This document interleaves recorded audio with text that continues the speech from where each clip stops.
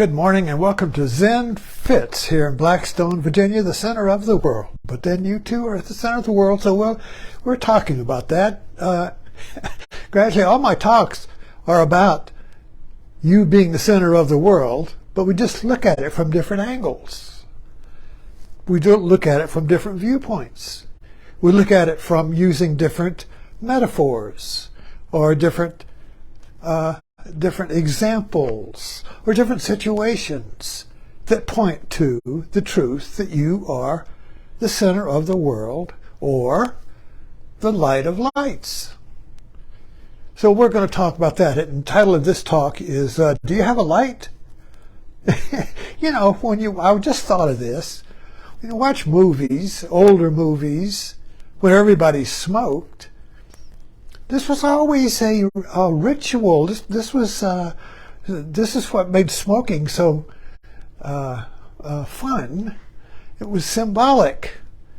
You always, do you have a light? You know, the difference, particularly in the women never carry matches. Women never carry lighters. They're always got a cigarette here, and they're looking helpless. They're looking around, and a man, all the men rush with the light. And maybe 10 lighters appear, and she's going to select the light, the one she likes, you see. So in this kind of like ritual there, the man lights up your life. Who's going to light up my life? Who's going to light my cigarette? Who's going to light me up? So this whole idea of light has to come from outside. Christianity, of course, the light of lights is Jesus. So if you want to get lit up, if you want to have the light of knowing, if you want to have the light of salvation, you have to let Jesus light you. So Jesus will light your cigarette, you see. Jesus will light you up, but he's out there, see. He's got the lighter.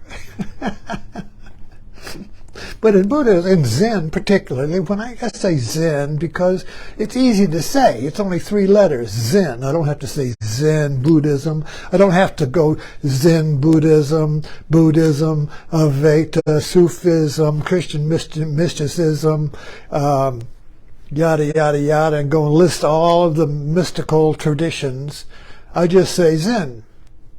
It's easy. So please understand that. You see, when I say Zen, I'm not saying that's the only light. There are a lot of different non-dualistic, mystical, transcendent traditions or ways that can light your light.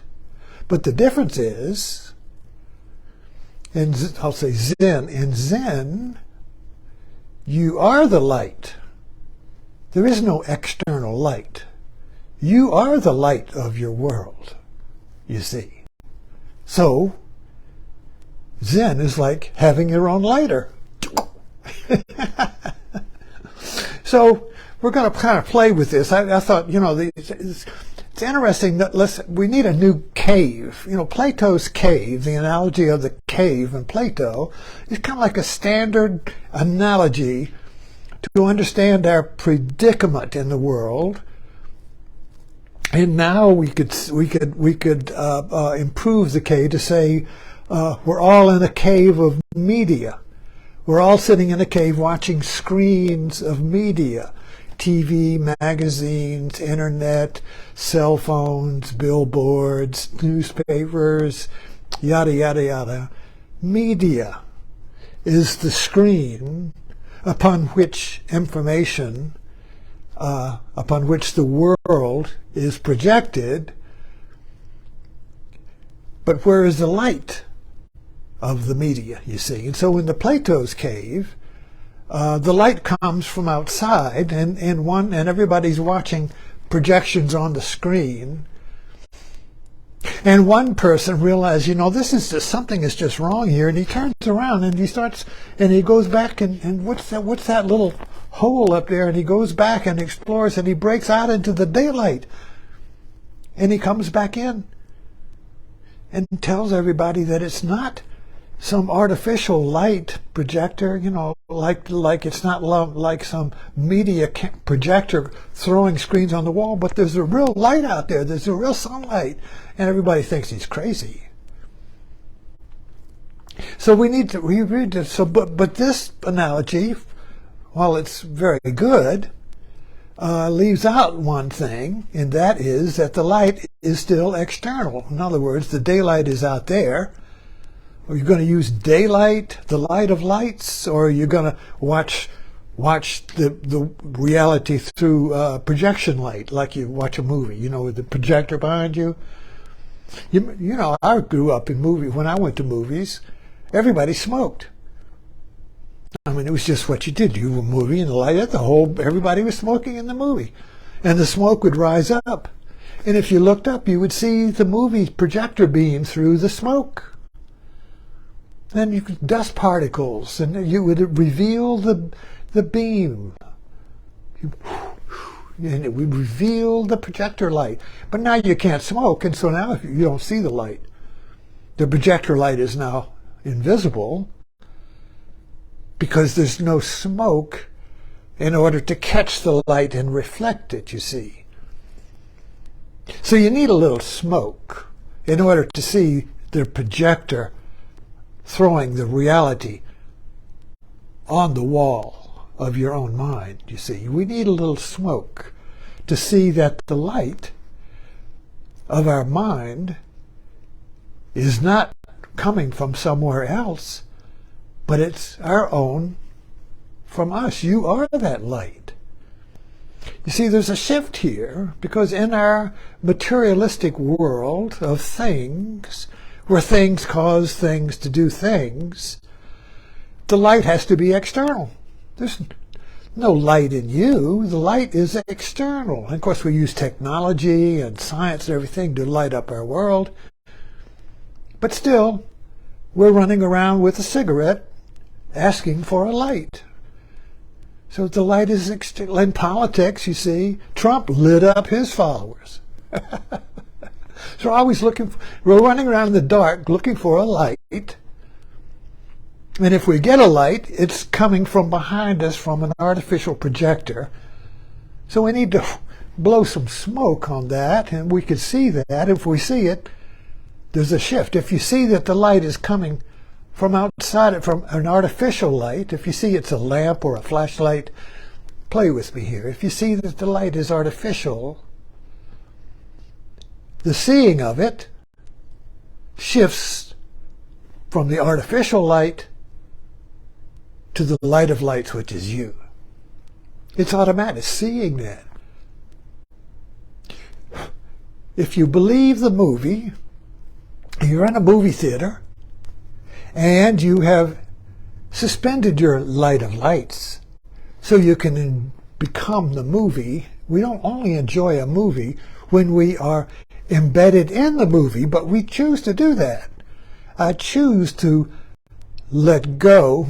We're jumping around here, so hang in. We choose a movie.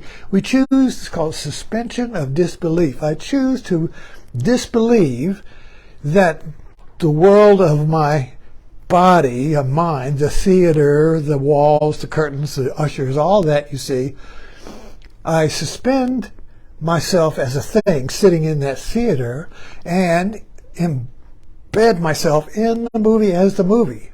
So now I am all the characters in the movie, as if I had chosen to go to sleep in a dream. And the movie is a dream, a reality. And I inhabit it as the people in the movie. But as soon as the movie's over, bam, I'm back in my seat, looking at my watch. Oh, I gotta get home quick now. I gotta get home. But so it's a matter of light, you see. So I suspend the light of my individual personality so I can become the light in the movie. When the movie's over, I'm back in my personality, but that's a movie too,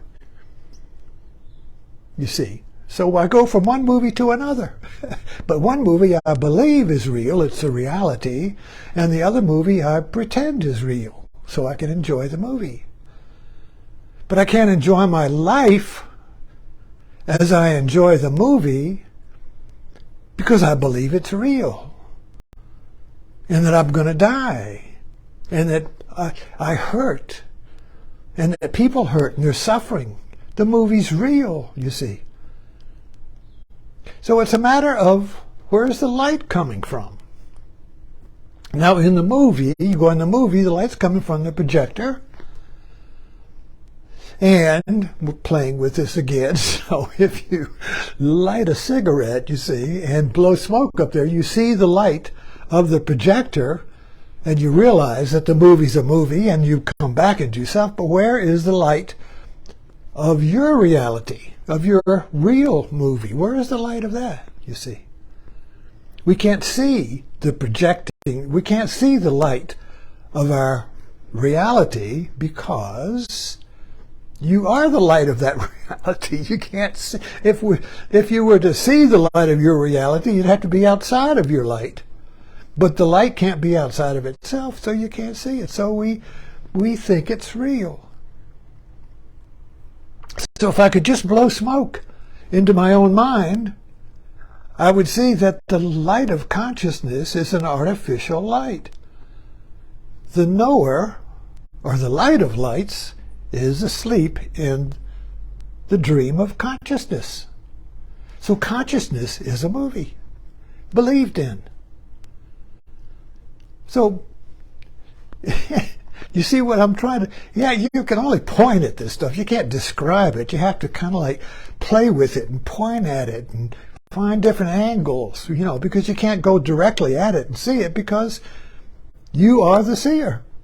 So this is all about waking up in the same way that you wake up from the theater movie into your personality reality. You wake up and you get up and go home. So how can you wake up from consciousness, from the movie of consciousness, and go home? How can you wake up from the dream of your life and go home? And where is home? Is it someplace?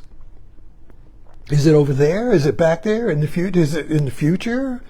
Is it, oh, I wish I was in the past, that would be my home. Or I wish I was in the future, that is my home. But right now it's not like home because, well, for once in a while you feel at home, but most of the time you feel you're not at home. You're not at ease. You see, because it's a movie that we believe is real. So if you blow smoke at this, well, anyway, if you wake up from the movie of consciousness, you're home. And it's just like, but you're still in the world. You're still where you are. Your wife is your wife, your husband's your husband, your dog's your dog. Everything is the same. But now you're just awake in your world instead of sleeping in your world and dreaming of being someplace else. There's no place else but home. This sounds like Dorothy and the Wizard of Oz. There's no place like Kansas. There's no place like home. But you're already home. You see, so we have to wake up to the fact that you're already home, and then you can enjoy your life because it's a movie. Thanks for dropping in.